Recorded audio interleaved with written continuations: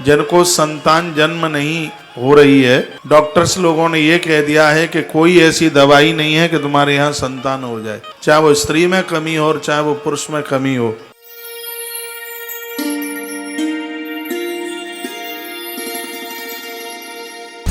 वर्णन है कि यदि कोई व्यक्ति स्त्री हो और चाहे पुरुष हो, उनकी अंदर की ऐसी तमाम बीमारियां समाप्त हो जाती हैं। यज्ञ में आहुति डालते हुए यदि खीर बचे और उसको उसे स्त्री पुरुष ले लें, जिनको संतान जन्म नहीं हो रही है, वर्णन है, वेद कहता है, डॉक्टर्स लोगों ने ये कह दिया है कि कोई ऐसी दवाई नहीं है कि तुम्हारे यहाँ संतान हो जाए, चाहे वो स्त्री में कमी हो और चाहे वो पुरुष में कमी हो। यहाँ स्पष्ट वर्णन है, वीर्यता को देने वाला अग्निदेव है, शक्ति को देने वाला अग्निदेव है। अग्निदेव में यज्ञ में डाली गई आहुति, खीर की डाली गई आहुति, पायस खीर को कहते हैं, उसकी डाली गई आहुति और उसमें से बचा हुआ प्रसाद यदि स्त्री और पुरुष लेते हैं तो यज्ञ नारायण भगवान की कृपा से उनकी वंश वृद्धि हो जाती है, उनके घर में संतान का जन्म हो जाता है।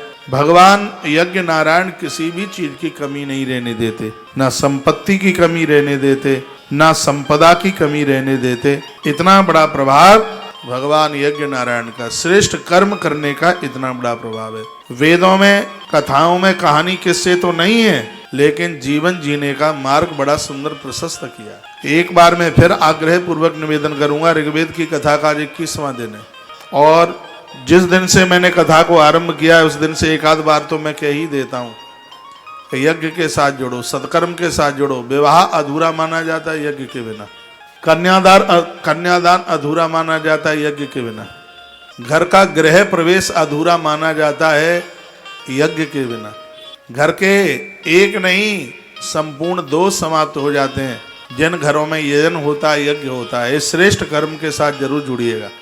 आपने सौगंध खाई है यज्ञ नहीं करेंगे, और मैंने संकल्प लिया है कि आप सबके घर में यज्ञ करा के ही छोड़ूंगा। भले ही आप 8 दिन में करें, 15 दिन में करें, देखो कहाँ तक भागोगे, आखिर में मेरे कब्जे में जरूर आओगे आप। आपके घर में यहाँ से कुंड, हवन कुंड बांटना शुरू कर दिया है, किसी और आने वाले टाइम में यहाँ से सामग्रियां भी भेजना शुरू करेंगे।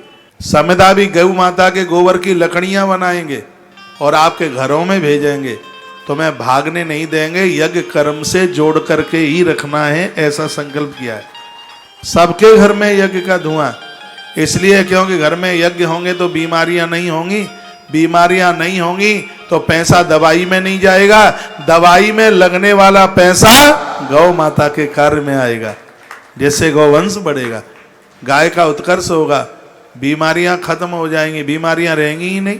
मेरी तो सोच यही है।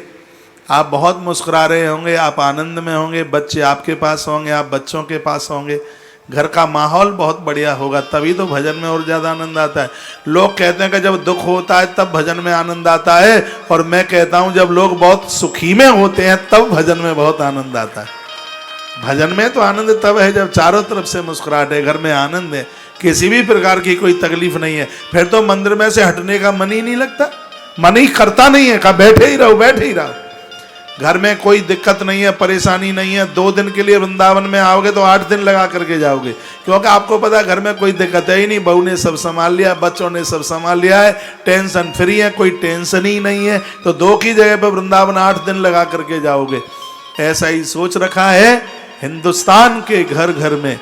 भारतीय मूल के लोग जो बाहर भी रहते हैं, घर घर में यज्ञ होगा, बीमारियां खत्म हो गई होंगी, बच्चे माँ बाबू जी के साथ, माता पिता बच्चों के साथ रह रहे होंगे, आनंद हो रहा होगा, ना कहीं तलाक हो रहा होगा, ना कहीं युद्ध हो रहा होगा, ना कहीं भूखमरी फैली हुई होगी। ये श्रेष्ठ कर्म वेद कहता है कि जिस देश में जन्म होता है वहां बीमारियां